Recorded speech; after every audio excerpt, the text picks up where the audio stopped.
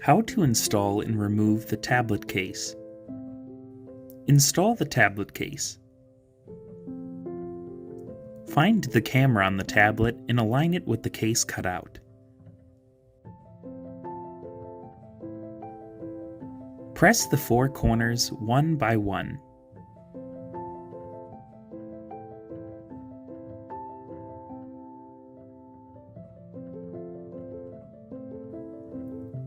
Finally, check if the tablet is completely pressed down.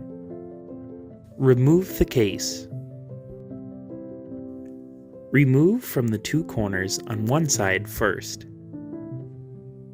Then, you can remove the tablet from the case directly.